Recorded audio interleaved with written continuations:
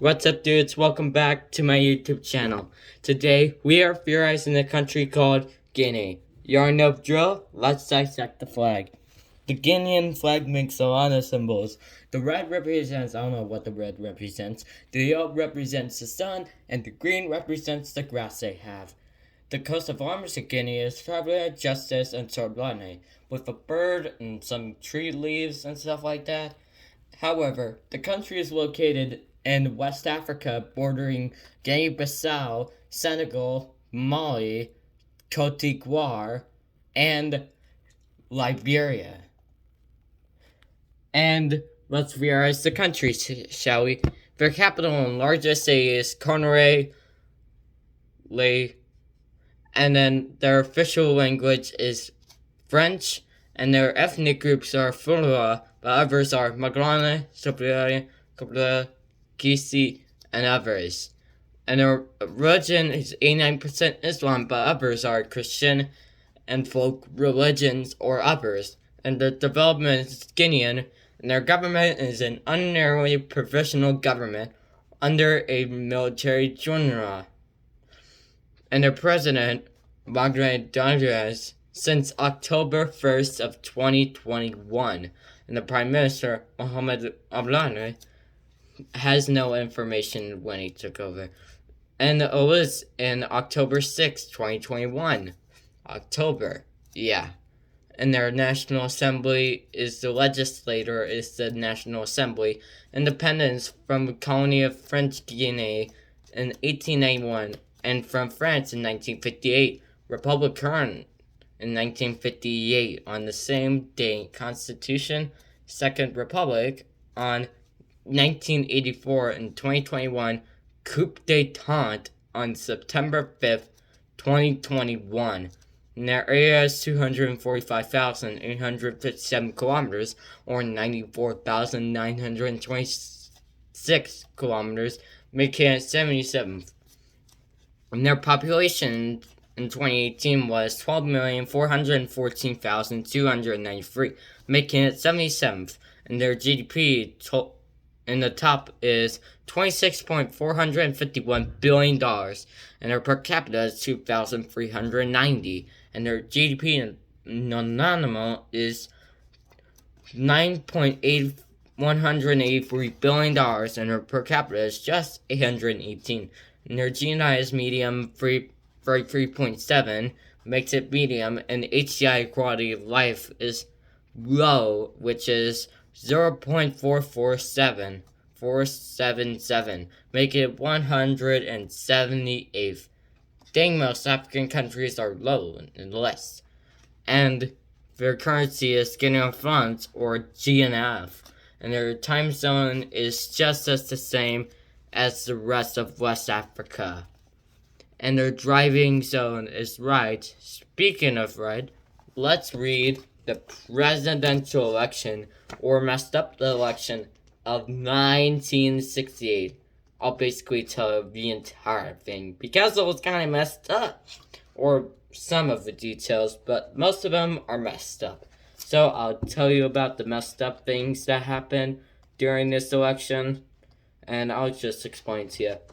The 46th presidential election in American history took place on November 5th, 1968. Sure, President Lyndon Johnson easily won the 1964 election, but what a difference 4 years makes. In case you didn't know, the 1960s were probably the most exciting decade of the 20th century. Society was dramatically changing, and one thing the quicker ways to realize is by comparing music from the beginning of the decade from music from the end of the decade. Not only that, there was the rise of a new left movement and rise of hippie counterculture, but there was also rise of a new left movement and black power. 1968 was a crazy year in American history. There were many riots and just a lot of mad people who took to the streets to protest. Martin Luther King Jr. was assassinated for crying out loud. Meanwhile, Johnson's popularity declined dramatically, mostly due to the Vietnam War. Each year during his presidency, Johnson had sent more and more soldiers to fight in a war that more and more Americans saying that was stupid and pointless. Not only that, the war wasn't going well. It looked like the United States had first ever lost. Ever. Well, unless you count the Civil War, the War of 1812 was more of a draw.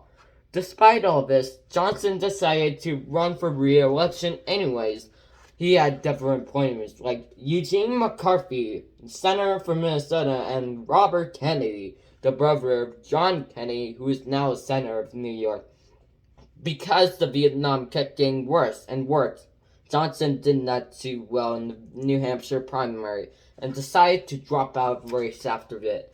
With Johnson out as vice president, Hubert Humphrey decided to run as a Democrat primaries. He was basically a three-way race between Humphrey and Kennedy and McCarthy. Humphrey supported continuing to send troops to Vietnam, and both Kennedy and McCarthy were both strongly anti-war. This would make Kennedy and McCarthy were all cozy and used to be McCarthy annoyed and bold enough to challenge Johnson, was now war, and now Kennedy wanted all the glory from it. Kennedy and McCarthy debate each other on several times, and two were tight race during the controversy. But then, more tragedy. Robert Kennedy was assassinated in Los Angeles on June 5th by a dude named Sirhan, who to this day does still not remember doing it.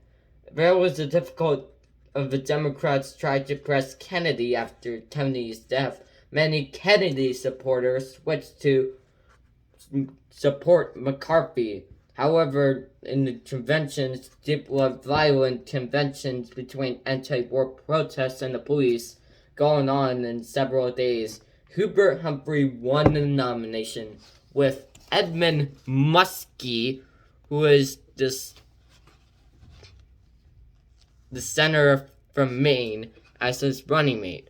There was also some front-runners in the Republican Party.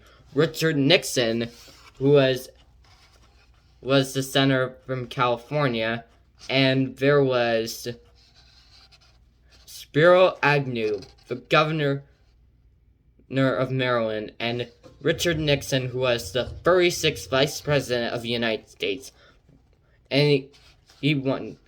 And then there was Ronald Reagan, the governor of California, Nelson Rockefeller, the governor of New York, Harold Stilwell, the former president of the University of Pennsylvania, and George W. Romney, the governor of Michigan. However, in this time, Richard Nixon decided to promise that the war would end when his presidency. He promised that, 100% promised, according to him, would end the Vietnam War. And many of people supported him. And Richard Nixon easily won the nomination with Spiro Agnew, the governor of Maryland, as his running mate. And there was also some third parties too. Yeah, this was completely messed up. There was George Wallace, the governor of Alabama, and Curtis LeMay, the chief of staff of the United States Air Force, as his running mate. And a lot of stuff was going on in the campaigns, a lot more. And here are our results. Richard Nixon won, becoming the 37th president of the United States. He received 301 electoral votes and 43.4% of the popular vote. Hubert Humphrey finished second with 191 electoral votes and 42.7% of popular vote. George Wallace, who received 46 electoral votes, not bad for a third-party candidate, and 13.5% of the popular vote.